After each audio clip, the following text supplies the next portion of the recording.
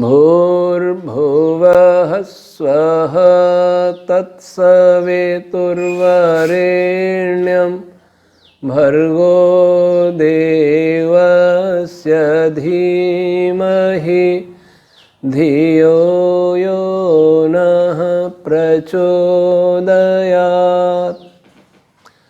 ॐ सहनाववतु सहनौ भुनक्तु सह वीर्यं करवावहै तेजस्विनावधीतमस्तु मा विद्विषावहै। ॐ शान्ति शान्ति शान्तिः। प्रिय श्रोतागण, हम कल ऋतु नामक रश्मियों की सामान्य चर्चा कर रहे थे। ये बता रहे थे ऋतु केवल यह समय विभाग का नाम ही नहीं है, बल्कि ऋतु नाम का एक पदार्थ भी है, रश्मि, जो रश्मि रूप है। ये वेद विज्ञान आलोक की पूर्व पीठिका के 162वां पृष्ठ मैं ये सब बातें जो मैं कर रहा हूं, वो वेद विज्ञान आलोक 162 पृष्ठ पर चर्चा की गई है। अब पहली ऋतु कौन सी है? वसंत। लोक में भी यही है, ज्योतिष में भी वसंत ऋतु है। इसके विषय में ऋषियों ने क्या कहा? मैत्रायणी संहिता 2:8 में मधुष्य माधवस्य वासंतिका ऋतु। तैत्तिरीय ब्राह्मण में 1:1:2:6-7 में लिखा मुखम वा एतत् ऋतूनाम यद वसंतः। शतपथ ब्राह्मण 1:6:1:19 में तस्य संवत्सरस्य वसंत एव द्वारम हेमंतो द्वारम। शतपथ ब्राह्मण 1:5:3:9 में लिखा वसंतो वै समित। शतपथ ब्राह्मण 11:2:7:32 में लिखा वसंत आग्निध्रः। गोपथ पूर्वार्ध 5:15 में लिखा वसंत एव भर्गः। इन आर्ष वचनों से क्या अर्थ निकलता है, ये विचार है। पहला तो है कि मधु और माधव दो रश्मियों का संयुक्त रूप ही वसंत कहलाता है, वसंत ऋतु।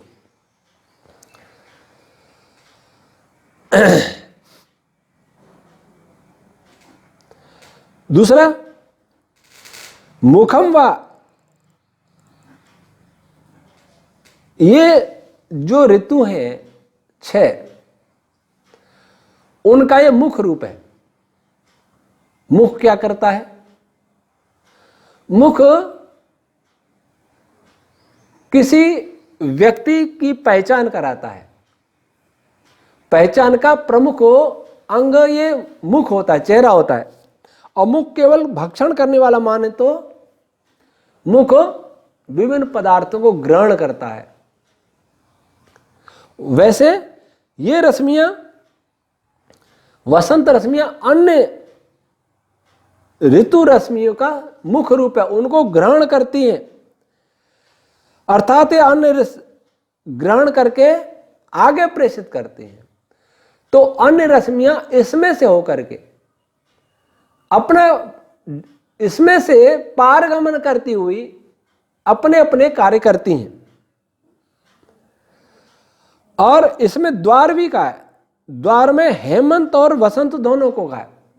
जैसे द्वार में से अपन किसी दरवाजे में से जाते हैं और आते भी हैं, तो ये दरवाजा है वसंत ऋतु। और हेमंत को भी कहा है। वसंतो वही समित, ये रश्मियां ऋतु रश्मि, इनके प्रकाशित होते ही अन्य ऋतु रश्मियां प्रकाशित हो उठती हैं, प्रकाशित एक्टिवेट हो जाती हैं, सक्रिय हो जाती हैं। और आग्नेय ये रश्मियां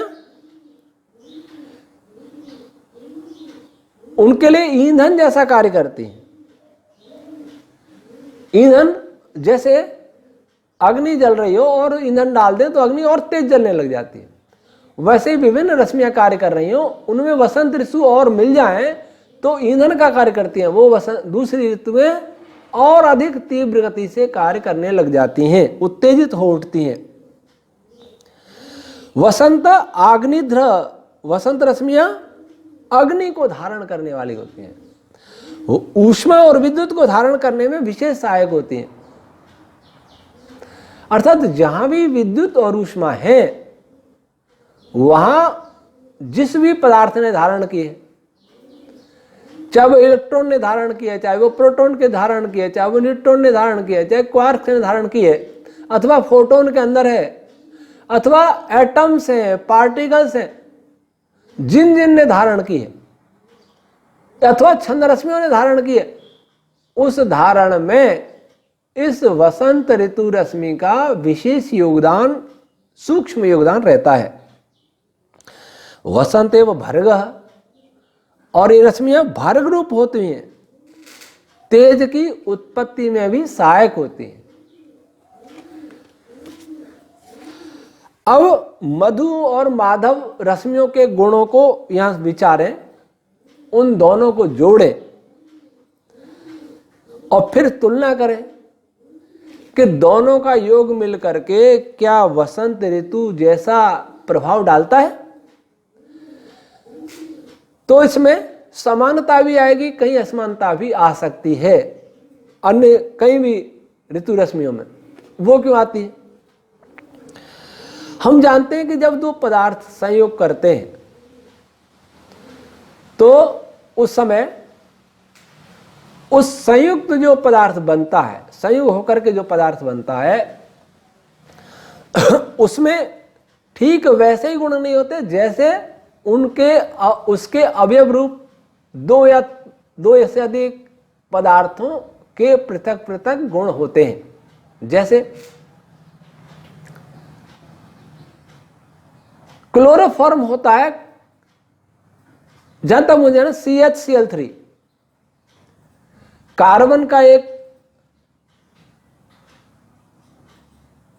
एटम है, हाइड्रोजन का एक है, क्लोरीन के 3 हैं, ये मिलकर के CHCl3 बना रहे हैं। और क्लोरोफॉर्म सूंघते ही मूर्छा लाता है, बेहोश हो जाते हैं। लेकिन ये मूर्छित होने का गुण न कार्बन में, न हाइड्रोजन में, न क्लोरीन में, लेकिन तीनों का एक विशेष अनुपात बना तो ये मूर्छा का गुण उत्पन्न हो गया।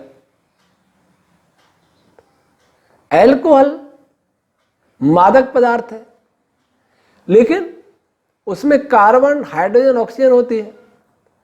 तीनों को अलग अलग देखें तो उनमें मादकता नहीं है, मादकता का गुण है नहीं उसमें, लेकिन तीनों का एक विशेष संयोग हुआ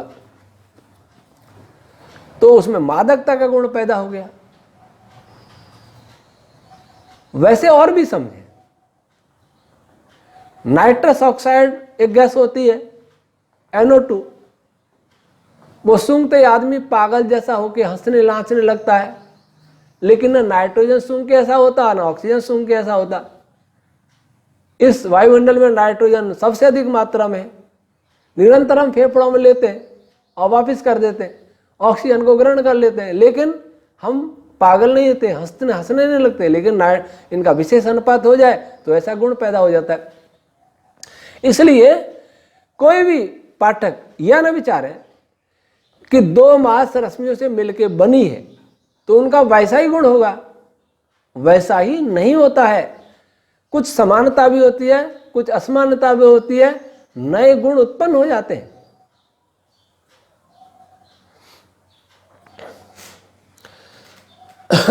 और पुराने गुण को तिरों छुप भी जाते हैं। इन वसंत रश्मियों को के विषय में महर्षि याज्ञवल्क्य ने शतपथ ब्राह्मण 2:1-3-5 में लिखा, ब्रह्म ही वसंतः। ये रश्मियां ब्रह्म रूप होती हैं, ब्रह्म बल रूप होती हैं, ब्रह्म बलम बल रूप होते हैं, व्यापक होती हैं। इसलिए ये अन्य ऋतु रश्मियों को बल और प्रेरणा प्रदान करने में अपनी अधिक भूमिका निभाती हैं। और फिर आगे लिखा आग्नेयीम वसंते आलभेत काठक संहिता 13। इससे संकेत मिलता है कि इनकी प्रधानता में सूक्ष्म अग्नि तत्व की प्रधानता होती है। जहां भी अग्नि तत्व है, जहां भी विद्युत है, जहां भी ऊष्मा है, जहां भी इलेक्ट्रिक चार्ज है, वहां इलेक्ट्रिक चार्ज लेके यहां ऊष्मा को ले, ऊष्मा प्रकाश, तो यहां वसंत रश्मियां अवश्य होंगी, प्रधानता से होंगी अन्य रश्मियों की अपेक्षा। अब अगली ऋतु रश्मि ग्रीष्म। ग्रीष्म, इन रश्मियों के विषय में ऋषियों ने कहा एतावेव शुक्रस्य शुचिस्य ग्रीष्मौ मासौ स यदे तयोर बलिष्ठम तपति तेनो हेतौ शुक्रस्य शुचिस्य। शतपथ ब्राह्मण 4-3-1-15। और महर्षि यास्क जी निरुक्त में लिखते हैं 4:27 में ग्रीष्मो ग्रस्यन्ते अस्मिन् रसाः। तो इसमें 2 मास रश्मियां होती है, शुचि और शुक्र। इन दोनों से मिलकर के ये बनती है। ये रश्मियां विभिन्न रसों, अर्थात रस क्या है, प्राणादि रश्मियां ही रस हैं, क्योंकि वे ही सब जगह से सभी पदार्थों से रिश्ती रहती हैं। मरुद रश्मियां भी हैं, रिश्ती रहती हैं। तो ये रश्मियां उन रश्मियों का तीव्रता से अवशोषण करती हैं। भूभुवः स्वः भी रिश्ती रहती हैं, इनका भी अवशोषण करती हैं, और इनसे किसी भी पदार्थ के साथ इनके में से ऊष्मा को तीव्रता से अवशोषित करता है। कोई पदार्थ जब ऊष्मा को अवशोषित करता है तब ग्रीष्म नाम की ऋतु रश्मियां की उपस्थिति में वह अधिक तीव्रता से अवशोषित करता है। अथवा ये कहेंगे कि उस अवशोषण ऊर्जा के अवशोषण की क्रिया में ग्रीष्म रश्मियों की भी सूक्ष्म भूमिका होती है, और इससे उसका ताप बढ़ता है, टेम्परेचर बढ़ता है। जब हम किसी पदार्थ को गर्म करते हैं या सूर्य की धूप यहां आती है, इंफ्रारेड तरंगे आती हैं, पदार्थ गर्म होता है, पृथ्वी गर्म होती है, तो उसमें इन ग्रीष्म रश्मियां भी साथ में रहती हैं और वे उस अवशोषण की प्रक्रिया में सहयोग करती हैं। और जितनी अधिक ग्रीष्म ऋतुओं की मात्रा होगी वह एब्जॉर्प्शन की क्रिया उतनी ही अधिक होगी। हम बताएंगे कि जगती छंद रश्मियां उत्सर्जन अवशोषण के लिए विशेष उत्तरदायी होती हैं। तो इससे ये सिद्ध होता है कि जगती रश्मियों के उस कार्य में ग्रीष्म रश्मियों की सभी अन्य ऋतु रश्मियों की अपेक्षा अधिक भूमिका होती है। शुक्र और शुचि मास रश्मियों की तुलना करेंगे तो फिर मैं कहूंगा कि उनके समान भी हो सकता है और असमान भी हो सकता है। इन रश्मियों के विषय में कहा महर्षि याज्ञवल्क्य जी ने, वसंत को कहा ब्रह्म और इनको कहा क्षत्र। क्षत्र किसको कहते हैं? भेदक गुण वाला क्षत्रिय, युद्ध में तोड़फोड़ करता है, दुष्टों का नष्ट करता है। तो ये भेदक बलों से संपन्न होती हैं। और इसके लिए आगे तैत्तिरीय ब्राह्मण में 2:1-2:5 में कहा ग्रीष्मे मध्यन्दिने संहिता मैन्द्रीम आलभेत। ऐन्द्री, इनका इंद्र तत्व से विशेष संबंध है। इसका अर्थ यह हुआ कि इन रश्मियों की प्रचुरता में इंद्र तत्व की प्रधानता होती है। जिन पदार्थों में इन रश्मियों की अधिकता होगी उस पदार्थ में विद्युत की भी अधिकता होगी, अर्थात इलेक्ट्रिक चार्ज, इलेक्ट्रोमैग्नेटिक फोर्स जहां भी अधिक प्रबल होंगे वहां इन रश्मियों की अधिकता अवश्य होगी, और जितना अधिक फोर्स होगा उतना ही उसकी भेदन क्षमता, पेनेट्रेटिंग पावर अधिक होगी। और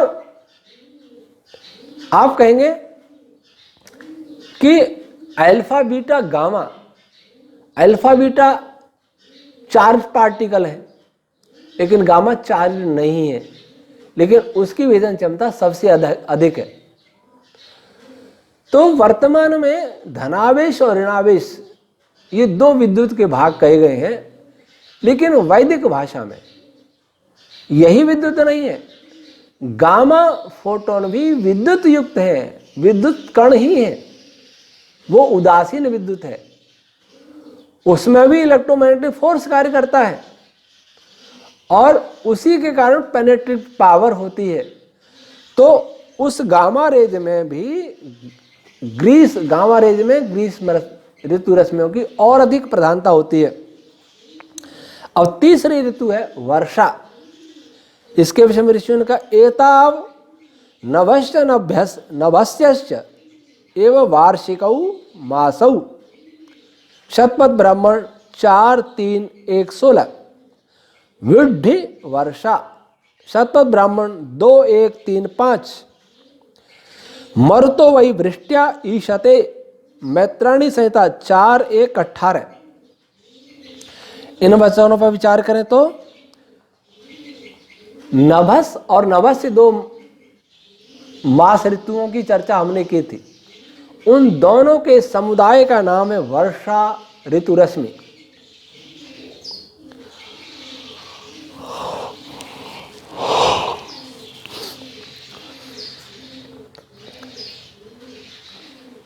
वसंत को ब्रह्म का, ग्रीष्म को क्षत्र का और वर्षा को विट वैश्य।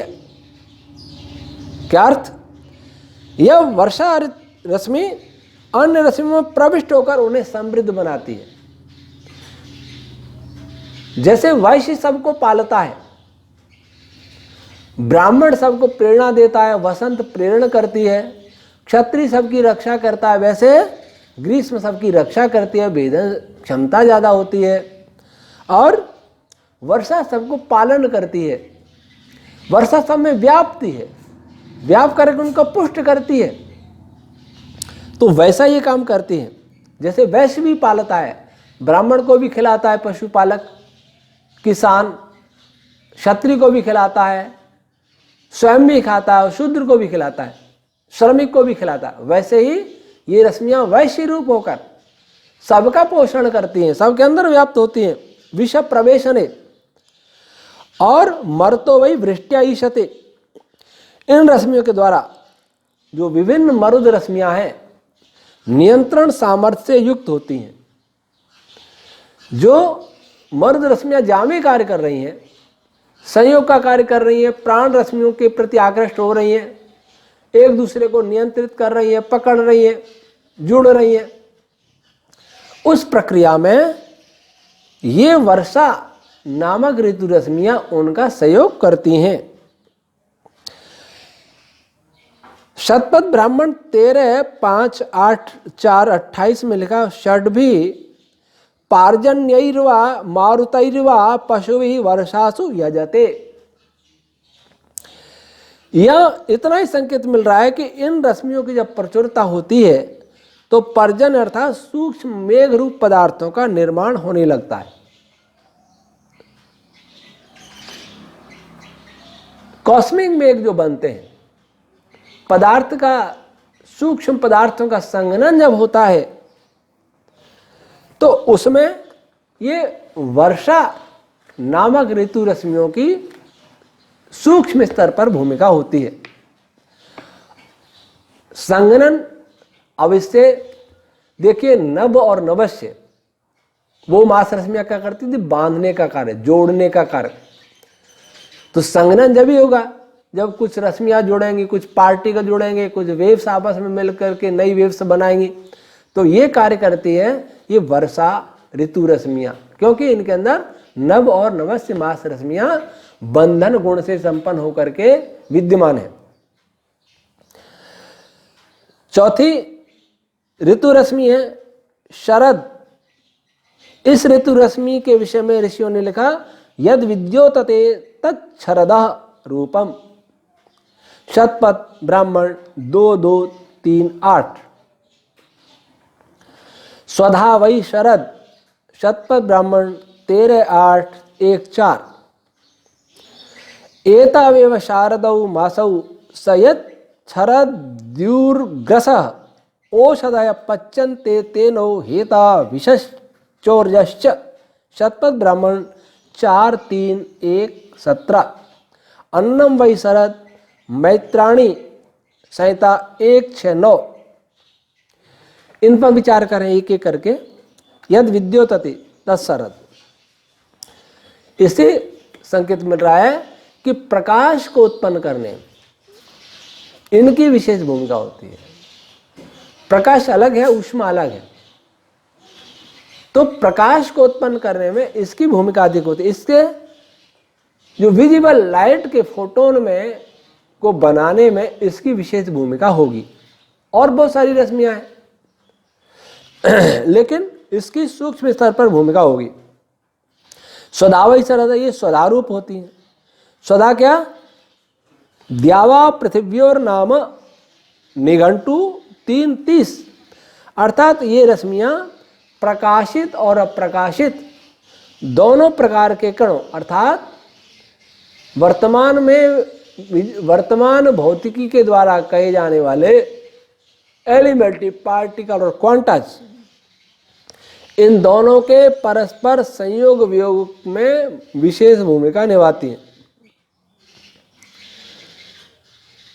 और यहां तक कि इन दोनों के निर्माण में भी और संयोग वियोग में भी। एतावे शारदो मासव, और इन रश्मियां, ये रश्मियां, इनमें कौन कौन से मास होते हैं? ईश और ऊर्ज, इन दोनों मास रश्मियों से मिलकर बनती हैं। और ये रश्मियां अन्य रश्मियों द्वारा संगत होती हैं, उनके द्वारा अवशोषित होती हैं, इसलिए इनको अन्न भी कहा है। षड्भिर मैत्रा वरुणई पशु भी शरदि यजते। शतपथ ब्राह्मण, ये इससे संकेत ये मिल रहा है, शतपथ ब्राह्मण 13-5-8-4-28। किन रश्मियों की प्रधानता में? द्यावा पृथ्वी का द्यावा मित्रावरुण, द्यावा पृथ्वी वही मित्रावरणयोर प्रिय धाम। तांड ब्राह्मण 14-2-4। प्रकाशित अप्रकाशित कणों, अर्थात कण और क्वांटा दोनों की विद्यमानता व संगति भी प्रचुरता से होती है। जहां भी ये रश्मियां रहती हैं वहां कण और क्वांटा का, इलेक्ट्रॉन और फोटोन का संयोग अधिक होता है। अब इसमें भी पाठक ईश और ऊर्जमास रश्मियों को देखें और उनसे इनकी तुलना करें।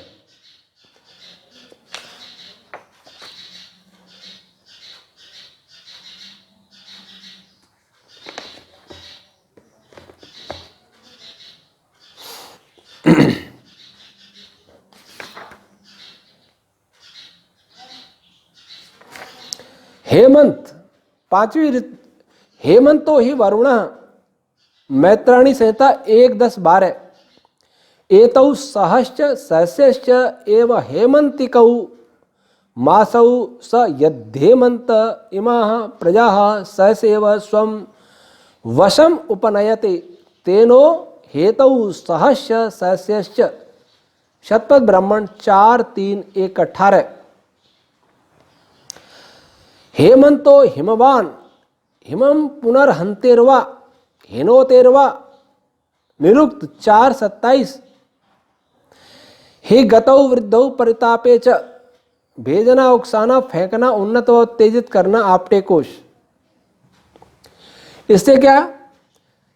ये रश्मियां वरुण रूप होती हैं, अर्थात दूसरी रश्मियों को आच्छादित करके बांध देती हैं। और ये हेमंत रश्मियां सहस और सहस्य, इन दो मास संजक रश्मियों का समुदाय होती हैं। सहस और सहस दोनों ही रश्मियां विशेष बलकारिणी होने से ये हेमंत रश्मियां भी विशेष बल युक्त होकर अन्य मास रश्मियों को अपना अनुगामी बनाने में समर्थ होती हैं।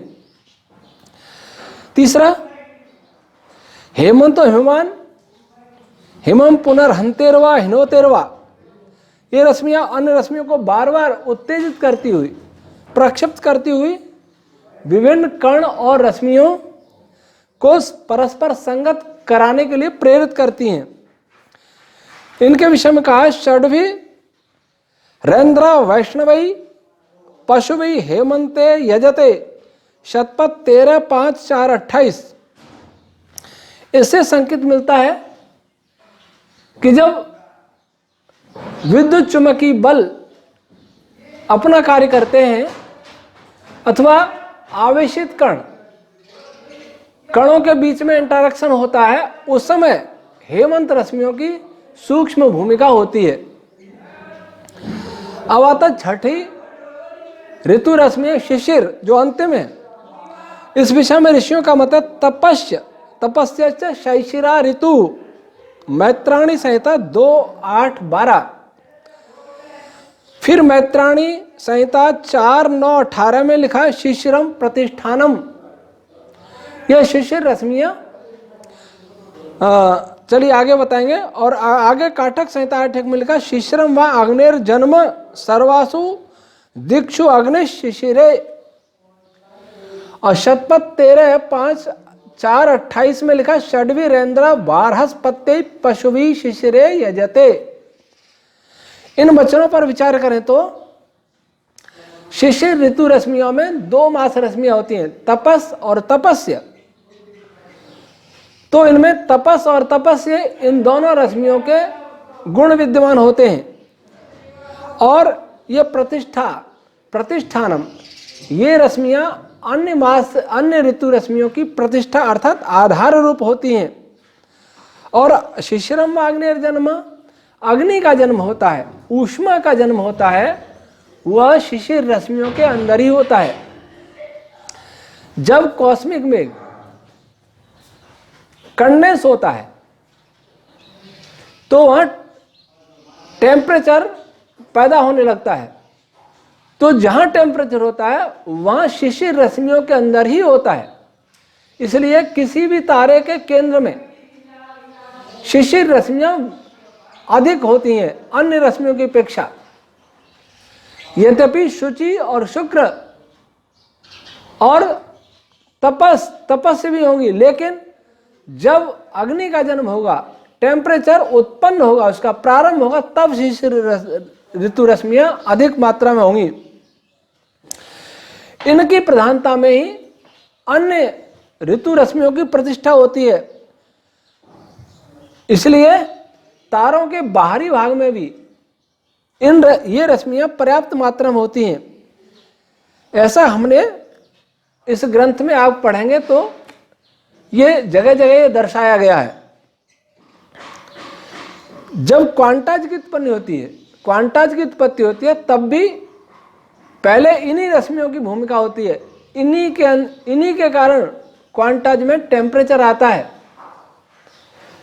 अर्थात उसमें ऊष्मा और प्रकाश की उत्पत्ति होती है। उसके पीछे शिशिर रश्मियों की मूल भूमिका होती है। और इन रश्मियों की प्रधानता में इंद्र और बृहस्पति की प्रचुरता होती है। इसका अर्थ क्या है? इंद्र स यस्य आकाश इंद्र एव सह, जैमिनीयोपनिषद ब्राह्मण 1:4-1:2। इंद्रो वै यजमानः, शतपथ ब्राह्मण 2:1-2:11। प्राण एवेन्द्र शतपथ ब्राह्मण 12:9-1:14। वागिंद्र शतपथ ब्राह्मण 8:7-2:6। अर्थात इन रश्मियों की प्रचुरता में सभी प्राण, वाक, आकाश की रश्मियां, स्पेस की रश्मियां, सूत्रात्मक वायु रश्मियां भी विशेष सक्रिय होकर संयोगादि प्रक्रियाओं को दृढ़ करती हैं। क्योंकि प्राण, छंद रश्मियां, स्पेस की रश्मियां, ये सूत्रात्मक वायु, ये जब तक सक्रिय नहीं होंगे तब तक कोई भी संयोग की क्रिया संभव नहीं है। तो जो हेमंत ये शिशिर रश्मि इन सभी को सक्रिय करती है। यहाँ 6 ऋतु रश्मियों का प्रकरण समाप्त होता है। अब आगे हम चलेंगे छंद विज्ञान, गायत्री आदि छंद ये सब क्या है, क्या किस पदार्थ का नाम है छंद, उनके क्या गुण हैं, क्या सृष्टि पर प्रभाव है, कैसे वो सृष्टि को बनाने में काम आते हैं, इसकी चर्चा हम आगे करेंगे। ओम शम।